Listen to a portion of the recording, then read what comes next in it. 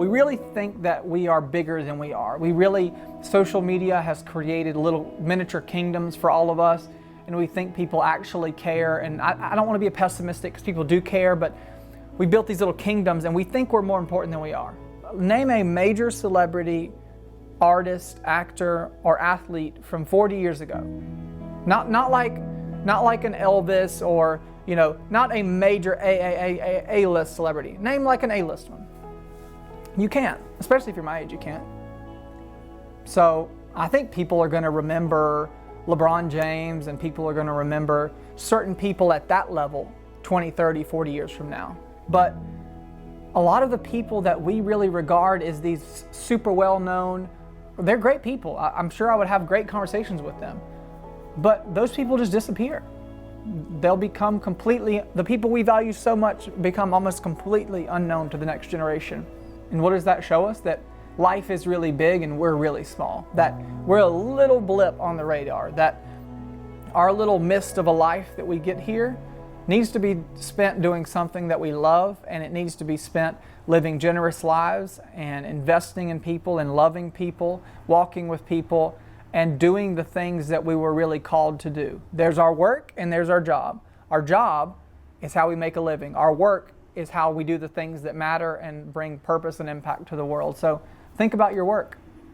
The world is really big. The world is really big. Life is really big, but our individual lives are like that. And we're gone. The most famous people, the people that everyone would stand in the streets to take pictures of 50 years ago, most of us couldn't even say their name today. We wouldn't even know who they are. And if we saw them, we wouldn't, cool. I'm not saying they weren't talented and they weren't great at what they did. I'm just saying that times change. Why do we value what those people think so much? Why do we clamor to every word and everything? And I'm a fan of a lot of people, but I think whenever I look back and say, what do I really believe? What have I personally studied? How much time have I spent alone finding what I really think, what I really believe? Not what people have said about God, not what people have said about politics, not what people have said about immigrants or what people have said about abortion, but through the research, through real stories and real people, what do I believe? Not the preconceived notions that have come into my head from news stories and all these places. What do I believe about myself, about my life, and about my responsibility to love people and walk with people around the world? Someone told me one time, you have all that you need. If you keep reaching in the bag, it's never going to be empty. You have what you need to do the next thing for you. I know it sounds cheesy, but our whole life is based around, I don't have enough. I need to wait till I get this microphone so I can do this. But you have all you need. Just start stepping. Just start walking. Just start doing what you're supposed to do. I'm not denying that you don't have certain things, but you have all that you need in this season. And so my encouragement to you is believe in yourself. I've got to understand that what's happening is real, and I need to be aware. But if I'm watching the news every day and I'm scrolling social media every day and I'm depressed and I'm anxious and I'm miserable, all of those feelings are self-inflicted by my behavior. They're not because I can't control them. It's because I'm letting all these things in. And so if you're doing that, there's no shame. It's just to say, hey, I don't want to live like this anymore. One of my favorite phrases is, I'm sick and tired of being sick and tired. And when you get tired of something, you can say you're tired of it all day long, but you're really not tired of it until you decide to do something about it. And for me, this year, that's been unplugging and saying, I'm done. I'm not going to have anxiety and fear and worry, propaganda shoved down my throat every day by the people who only want to keep me scared, helpless, and crippled to the things that I could possibly do in life. You matter. You have a purpose. You're loved. And no matter how many failures you've had, no matter how many wrong turns you've taken, there's always a path home. I was praying one morning feeling extremely guilty about something I'd done and something I'd thought. And I felt like the Lord said, as long as you're alive, there's always a path home.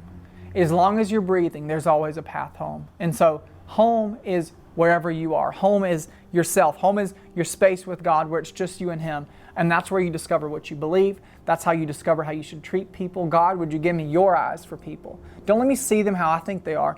Give me your eyes. God, would you give me your heart? Would you allow me to live an outward life? Because whenever we first start living lives of faith or caring for people or praying, all of our prayers are about us. We live these inward lives, my problems, my things, my issues.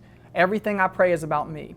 But as God begins to transform your heart, as God begins to change your life, as God begins to give you that new spiritual life, everything becomes outward. You still think about yourself. You still pray for yourself.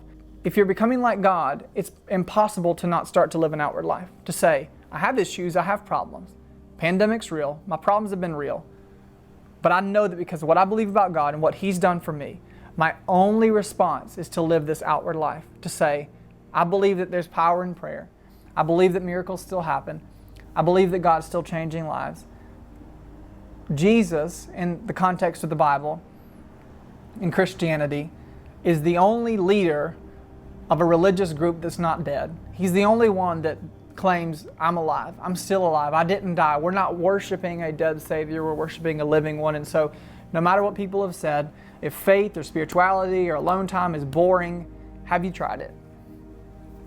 It's not boring. It's the greatest adventure that you could possibly go on. And so let's take this year as a learning opportunity to say, what I thought mattered doesn't really matter that much. I'm going to focus on myself, on my relationship with God, and I'm going to move forward. Thanks so much for watching. Leave your thoughts or questions in the comment section below and I'll reply to each one of them. Also, don't forget to subscribe to my channel if you're interested in more videos on faith, creativity, and entrepreneurship.